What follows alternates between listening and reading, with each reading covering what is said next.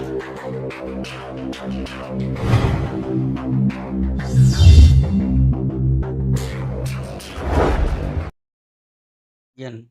குலதெய்வமான குழந்தாளம்மனை போற்றி, பெரிய கற்பனசாமியை போற்றி, அனைவருக்கும் எனது பணிவான வணக்கங்கள்.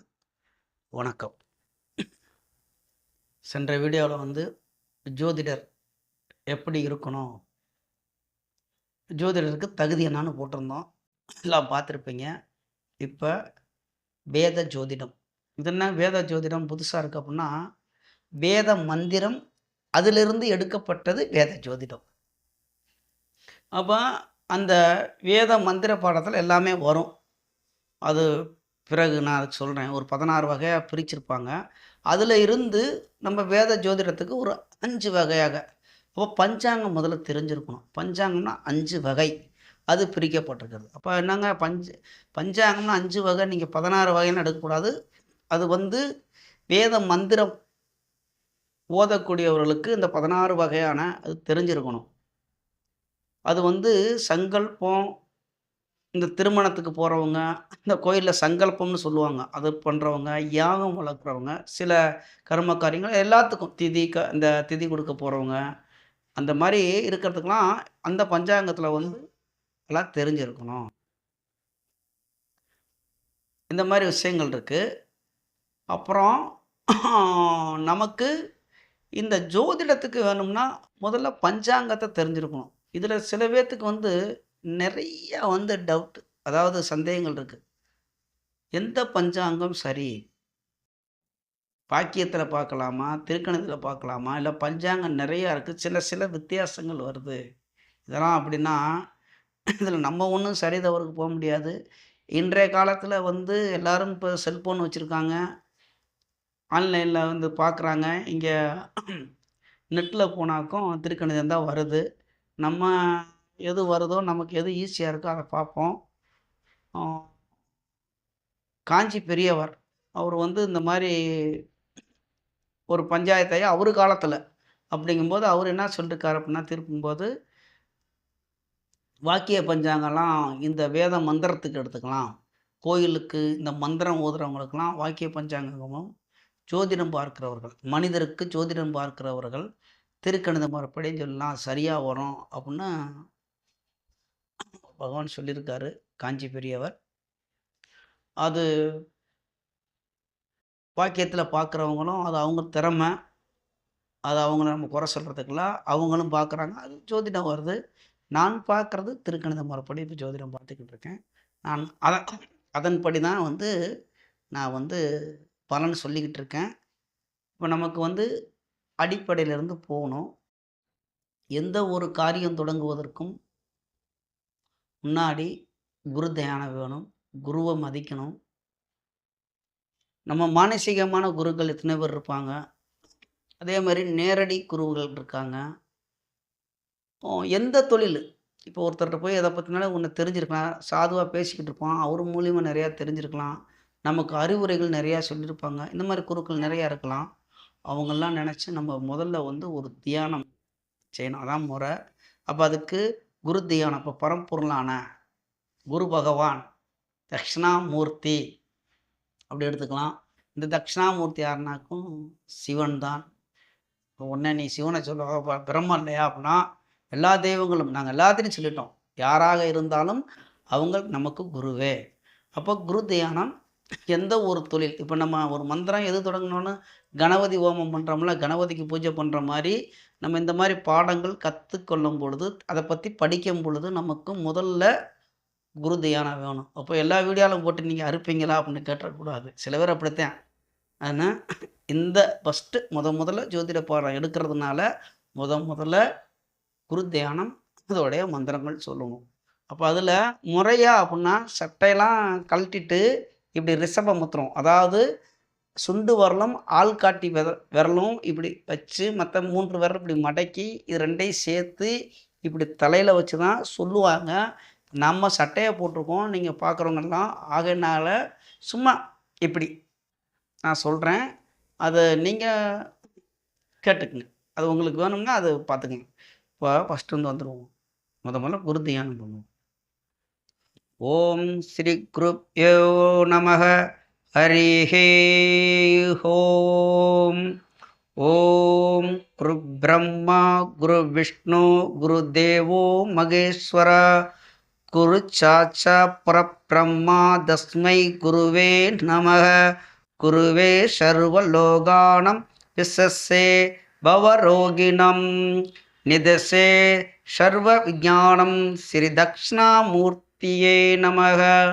ஓம் நமோ பகவதே மேதா தக்ஷணாமூர்த்தியே மக்ஞம் மேதா பிரசஸ்வாஹ. இப்போ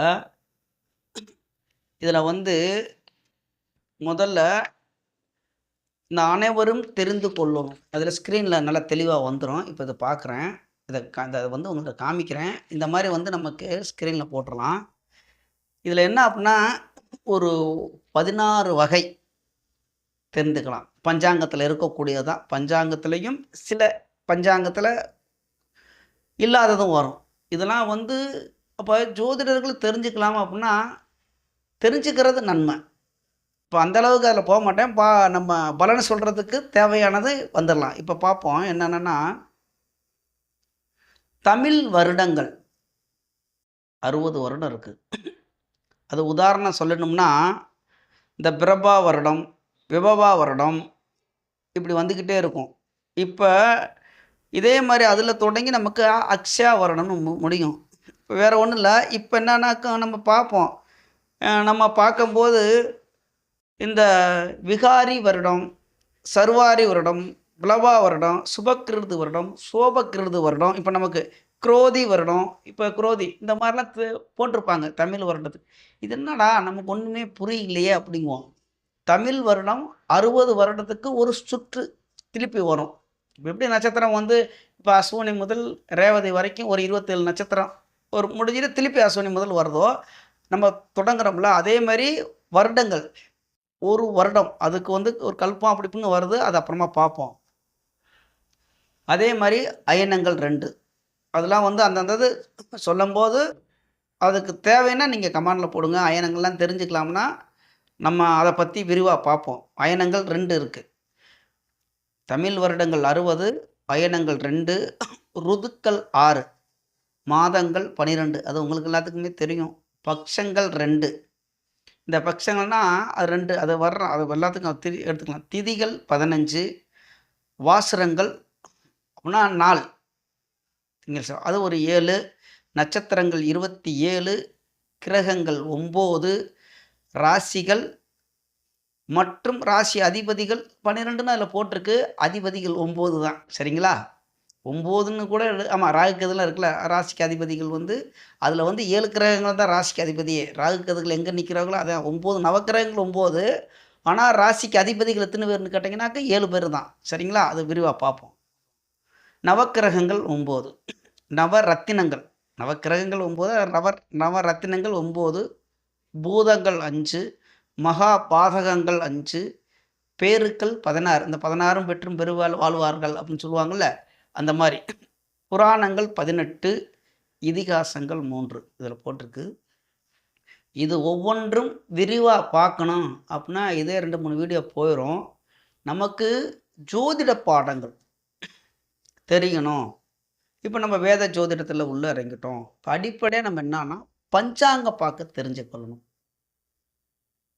சரிங்களா? அப்போ பஞ்சாங்கத்தை பற்றி முதல்ல சொன்னேன். எந்த பஞ்சாங்கம்னா நான் பார்க்குற முறை திருக்கணித பஞ்சாங்கம். அப்போ அதில் பஞ்சாங்கம் அப்படின்னா அதில் நமக்கு ஜோதிடருக்கு தேவையானது நிறைய விஷயங்கள் இருக்குது. அடிப்படை 5 அங்கங்கள் சேர்ந்தது பஞ்சாங்கம். அப்போ அது எதெல்லாம் பார்க்கலாம் அப்படின்னா நாள், நட்சத்திரம், திதி, கரணம், யோகம். இந்த 16ல் அதுலேருந்து எடுக்கலாம். இல்லை இருக்குது. அதில் யோகம் மட்டும் இல்லை, நம்ம எடுக்கலாம். இது நமக்கு தெரிஞ்சிருக்கணும். அதை நம்ம அவசியம் தெரிஞ்சிருக்கணும். அப்போ தான் நமக்கு இன்றைக்கி என்ன நட்சத்திரம் பிறந்திருக்கார்கள், இப்போ ஒருத்தர் என்ன ராசி நட்சத்திரம் அது கண்டிப்பாக தெரிஞ்சிருக்கணும். அப்போ முதல்ல நமக்கு பஞ்சாங்கத்தில் நாள் அப்படின்னு பார்த்துருவோம். நமக்கு ஸ்க்ரீனில் போட்டுருவாங்க நாள். அது உங்களுக்கு தெரியும். ஞாயிறு முதல் நாள் ஞாயிறு. திங்கள், செவ்வாய், புதன், வியாழன், வெள்ளி, சனி. இந்த 7 கிழமை உங்களுக்கு தெரியும். இதில் வந்து வாசரங்கள் சமஸ்கிருத பெயர்கள் அப்படி இருக்கும். பானு வாசரம், இந்து வாசரம் அது நமக்கு தேவையில்ல. இது சங்கல்பம் சொல்லும்போது அதை அவங்க சொல்லிக்குவாங்க. அது அவங்களுக்கு நம்ம ஜோதிடருக்கு தேவையில்ல. இதை நம்ம போட்டு மண்டையை போட்டு குழப்பிக்க வேணாம். ஏன்னா எல்லாம் குழப்பிட்டே போகும். நாளுக்கு அடுத்து நட்சத்திரம். அது எல்லாத்துக்குமே தெரியும். இந்த மாதிரி ஸ்க்ரீனில் வருது பாருங்கள். இதில் அஸ்வினி 27 நட்சத்திரம் இருக்குது. தொடங்கிறேன். அஸ்வினி முதல் ரேவதி வரைக்கும் 27 நட்சத்திரம் இருக்குது. இதில் வந்து நம்ம ஸ்க்ரீனில் போட்டிருக்கிறது வந்து இந்த வாய்ப்பாடு மாதிரி இப்படி நெட்லேயும் படிக்கலாம், இப்படி குறுக்கையும் படிக்கணும். இப்போ தமிழ் எழுத்து காங்கா சா ஞா அப்படி வரோம்னா அதே மாதிரி கா கா கி கி கூக்கு இப்படி வரோம்னா அதே மாதிரி இது அஸ்வினி, பரணி, கார்த்திகை, ரோகிணி இந்த லைன்லையும் வரணும். 27ல் அஸ்வினி, மகம், மூலம், பரணி, பூரம், பூராடம் இப்படி தெரிஞ்சுக்கணும். ஒரு வாய்ப்பாடு மாதிரி. நம்ம வந்து இந்த வேத மந்திரத்துக்கு போனோம்னா அதில் வந்து திருகை அப்படிங்குவாங்க. ஒரு திருகை அப்படின்னா 10 தடவை சொல்லணும். அதே மாதிரி 10 திருகை சொல்லணும், 100 தடவை சொல்லணும். மனப்பாடம் வர்றதுக்குன்னு சொல்லுவாங்க. அது நமக்கு தேவையில்லை. நீங்கள் மனப்பாடம் பண்ணுறதுக்கு முயற்சி பண்ணுங்கள். மனப்பாடம் பண்ணுறது நல்லது. சரி பார்ப்போம். அஸ்வினி, பரணி, கார்த்திகை, ரோகிணி, மிருகசீரிஷம், திருவாதிரை, புனர்பூசம், பூசம், ஆயில்யம், மகம், பூரம், உத்திரம், அஸ்தம், சித்திரை, சுவாதி, விசாகம், அனுசம், கேட்டை, மூலம், பூராடம், உத்திராடம், திருவோணம், அவிட்டம், சதயம், பூரட்டாதி, உத்திரட்டாதி, ரேவதி. இப்படி 27 நட்சத்திரம் வந்துருச்சுங்களா? அப்படியேன்னு வந்து இப்படி பார்த்துருவோம். இதில் இந்த 9 கிரகங்களுக்கும் இப்போ நம்ம அஸ்வினி, பரணி இப்படி சொல்லிட்டோம். இதில் வந்து 27 நட்சத்திரம் வச்சுட்டோம். இதில் 3 நட்சத்திரமாக 9 பேர்த்துக்கு பிரிச்சிருக்காங்க. அதையும் இதிலே பார்த்துருவோம். இப்போ உதாரணத்துக்குனாக்கா அஸ்வினி, மகம், மூலம் இது கேதுக்குள்ளது. வந்துடும். இந்த ஸ்க்ரீனில் போட்டிருக்காங்க பாருங்கள். அப்படிங்கும்போது அஸ்வினி, மகம், மூலம் அது வந்து அதுக்கு அதிபதி யாருன்னு கேட்டிங்கன்னா கேது. அது என்ன 7 போட்டிருக்குன்னா அது வருடம் திசா காலங்கள். அது தசை தசை திசை கிடையாது. இந்த கிழக்கு மேற்குன்னு இந்த மாதிரி திசை கிடையாது. தசா புத்தின்னு சொல்லுவாங்க. தசா காலங்கள் 7 வருஷம். இப்போ அஸ்வினி, மகம், மூலம் அதுக்கு அதிபதி கேது. அதுக்கு தசா காலங்கள் 7 வருடம். பரணி, பூரம், பூராடம் அதுக்கு அதிபதி சுக்கிரன். அதுக்கு தசா காலங்கள் 20 வருடம். கார்த்திகை, உத்திரம், உத்திராடம் அதுக்கு அதிபதி சூரியன். அதோடைய தசா காலங்கள் 6 வருடம். ரோகிணி, அஸ்தம், திருவோணம் அதுக்கு அதிபதி சந்திரன். தசா காலங்கள் 10 வருடம். மிருகசீரிஷம், சித்திரை, அவிட்டம் மிருகசீரிஷம், சித்திரை, அவிட்டம் அதுக்கு அதிபதி செவ்வாய். தசா காலங்கள் 7 வருடம். திருவாதிரை, சுவாதி, சதயம் அதிபதி ராகு. தசா காலங்கள் 18 வருடம். புனர்பூசம், விசாகம், பூரட்டாதி அதிபதி குரு. 16 வருடம் தசா காலங்கள். பூசம், அனுசம், உத்திரட்டாதி அதுக்கு அதிபதி சனி. தசா காலங்கள் 19 வருடம். ஆயிலியம், கேட்டை, ரேவதி அதுக்கு அதிபதி புதன். தசா காலங்கள் 17 வருடம். இப்படி ஒவ்வொரு நட்சத்திரத்துக்கும் இப்போ நட்சத்திரத்தையும் பார்த்துட்டோம், நாளையும் பார்த்துட்டோம். 4 நட்சத்திரம் அடுத்து நமக்கு வந்து நம்ம திதியை பார்க்கணும். திதி அதையும் அங்கே போட்டுடலாம். திதியை நமக்கு பார்க்கும்போது திதி எத்தனை அப்படின்னு கேட்டிங்கனாக்கும் 15 திதிகள் சொல்லுவாங்க. ஆனால் நமக்கு 14 + மொத்தம் 30 திதியாக எடுக்கணும். 15 என்ன 15 திதியா அப்படின்னா அப்படி நம்ம பார்த்தோம்னா 14 திதி தான் வரும். பௌர்ணமியும் அமாவாசையும் விட்டுட்டா 14 திதி தான் வரும். அதில் நம்ம அமாவாசையும் பௌர்ணமியும் சேர்க்கும் பொழுது 30 திதி வரும். 15 தான் ஏதாவது சேர்க்கும்போது 15 1 16 வரும். அது அப்படி கிடையாது. முறை கிடையாது. 15 + 15 30 திதி வரும். அது எப்படி அப்படின்னாக்கும், வளர்பிறை திதி, தேய்பிறை திதி. அமாவாசைக்கு அடுத்து வர திதி வளர்பிறை திதி.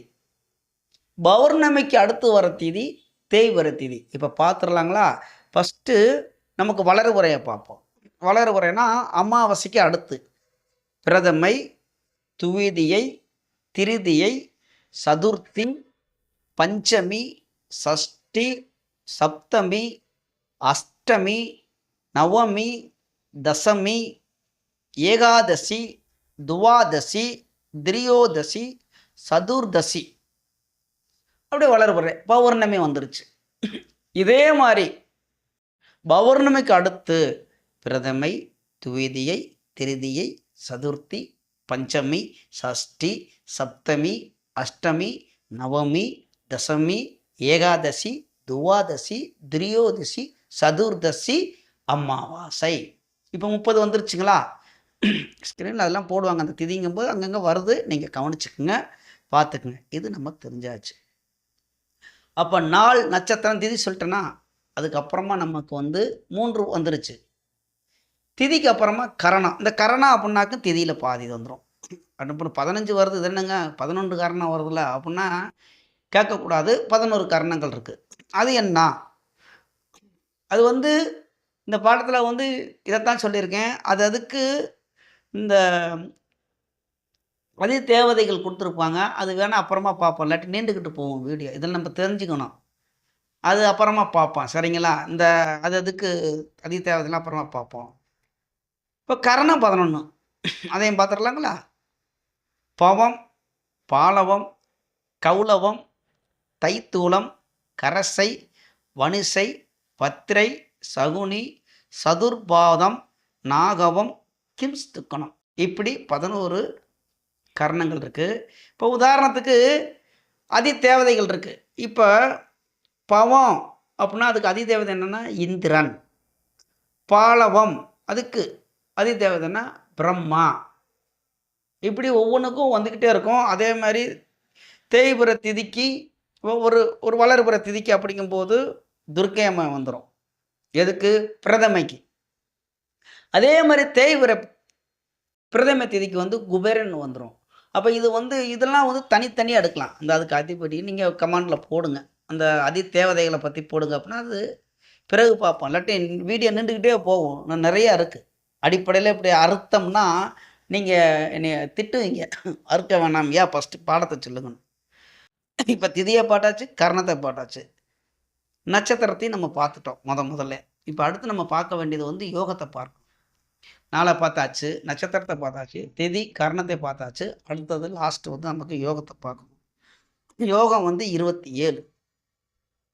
அப்போ அது என்ன அப்படின்னு கேட்டிங்கன்னா, விஸ்கம்பம், பிரித்தி, ஆயுசுமான், சௌபாக்கியம், சோபனம், அதிகண்டம், சுகர்மம், திரிதி, சூலம், கண்டம், விருத்தி, துருவம், யாகாரம், ஹர்ஜனம், வஜ்ரம், சித்தி, வியாதிபாதம், வரியான், பரிகம், சிவம், சித்தம், சாத்தியம், சுபம், சுப்ரம், பிராமியம், மகேந்திரம், வைத்திருதி, இப்படின்னு 27 இருக்குது.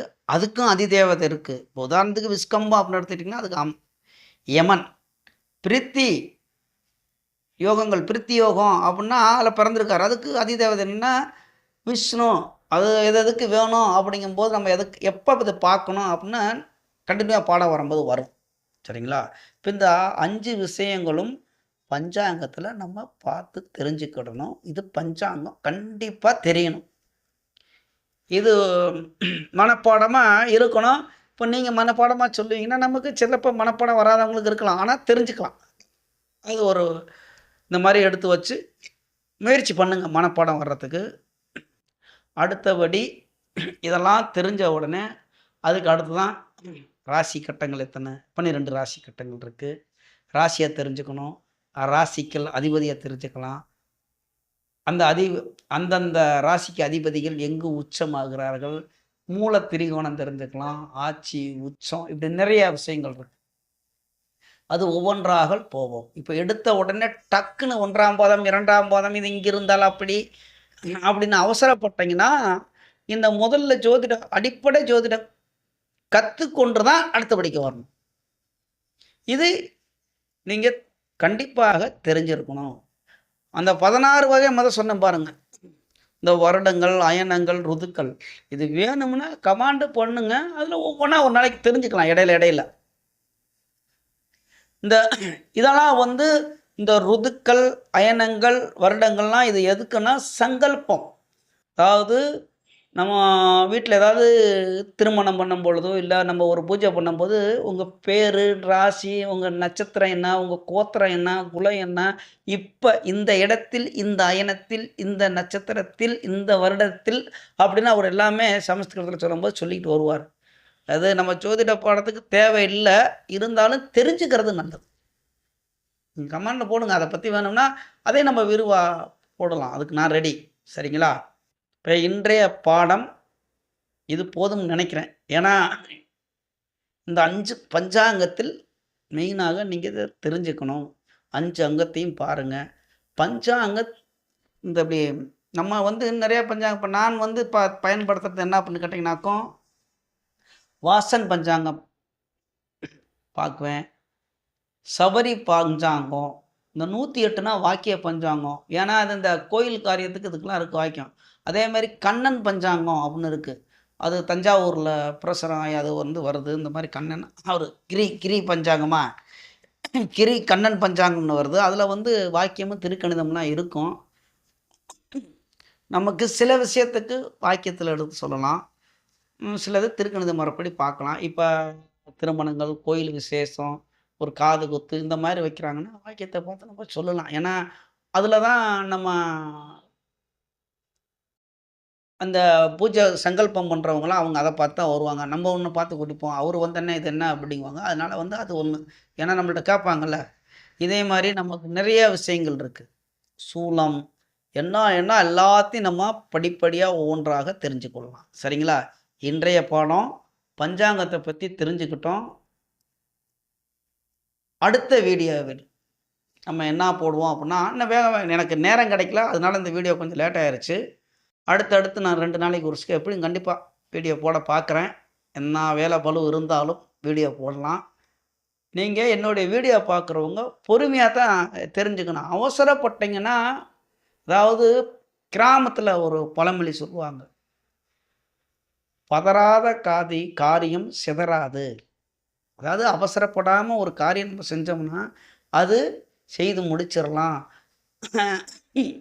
அந்த அதுக்கு உதாரணம் என்ன சொல்லுவாங்கன்னா, கடலை காட்டில் போய் எலி வலையை பறிக்கிறதுக்கு ஒரு வயசானவரும் ஒரு வயசு பையனும், அதாவது இளமையானவரும் ஒரு வயதான முதியவரும் போய் எலி வலை வெட்டும்போது இந்த வயசு பையன் வேக வேகமாக வெட்டினான. இந்த வயதானவர் நிதானமாக பையா வெட்டி, ஆனால் எலியோடு வந்தவர் அதை பிடிச்சிட்டு வந்தவர் யாருன்னு கேட்டிங்கன்னா வயதானவரான். இந்த சிறு வயசு மங்குன்னு 4 வெட்டி போட்டு அவசரமாக வெட்டி போட்டு போங்கடா நான் பொறுமை ஓட்டாமட்டான். அதே மாதிரி இந்த காரியத்தில் நம்ம பொறுமையாக தான் சொல்ல முடியும். அவசரப்பட்டு நான் வாட்டில் அப்புறம் இங்கே ஒரு தொட்டுட்டு அவசரமாக நான் வாட்டலாம் சொன்னி பரணி கார்த்திகை ரோகிணி மிருகசீரிசம் இப்படி கடன்னு சொல்லிவிட்டு எனக்கு தெரியும் உங்களுக்கு புரியணும். அதனால தான் நிதானமாக சொல்லியிருக்கிறேன். அதே மாதிரி ராசி கட்டங்கள், ராசிக்கு அதிபதிகள், எங்கு உச்சமாகிறார், நீச்சம் எங்கமாகிறார், எத்தனை டிகிரி, எல்லா விஷயங்களும் தெரிஞ்சுக்கலாம். எனக்கு தெரியாத விஷயங்கள் நிறையா இருக்கலாம். நீங்கள் கமெண்டில் பண்ணுங்கள், நான் அதை தேடி உங்களுக்கு கண்டிப்பாக அதுக்கு பலன் நடத்தும். சரிங்களா? எல்லாரும் எல்லாம் கற்றுக்கிட்டல. ஜோதிடம் கடன், நமக்கு தெரியாத விஷயங்கள் நிறைய இருக்குது. கொஞ்சோன்னு கடுக மட்டும் தான் நம்ம கற்றுருக்கோம். கட்டுறது கை மண்ணல்லவன்னு நம்ம ஔவையார் சொல்லியிருக்காங்க. ஆனால் நம்ம இந்த கடுகளும் கொஞ்சோன்னு கடலில் கடுகு தான் தெரிய, அந்த அளவு தான் நம்ம ஜோதிடத்தில் தெரிஞ்சிருக்கோம். இருந்தாலும் முயற்சி பண்ணுவோம். நீங்களும் முயற்சி பண்ணுங்கள். கண்டிப்பாக ஒரு ஜோதிடர் ஆகி நீங்களும் பலன் சொல்லி உங்கள் குடும்பம் நல்ல வருமானம் வரணும். உங்களுக்கு எந்த தொழிலுக்கு போனாலும் நமக்கு வருமானம் வேணும்ல சாப்பாட்டுக்கு. அதில் முன்னாடி ஒழுக்கத்தை சொல்லியிருப்பேன், அந்த வீடியோவும் பாருங்கள். இதை பார்த்துட்டு அந்த முதல் வீடியோ பார்க்காதவங்களை இருந்தீங்கன்னா அதை போய் பாருங்கள். ஜோதிடருக்கு தகுதி என்ன நம்ம போட்டிருப்பேன், அத போய் பாருங்க. சரிங்களா? மீண்டும் அடுத்த வீடியோவில் நமக்கு சந்திப்போம். நமது யூடியூப் சொந்தங்கள் அனைவரும் வளமுடன் வாழ்வீர்கள். நன்றாக இருப்பீர்கள். நன்றி. வணக்கம்.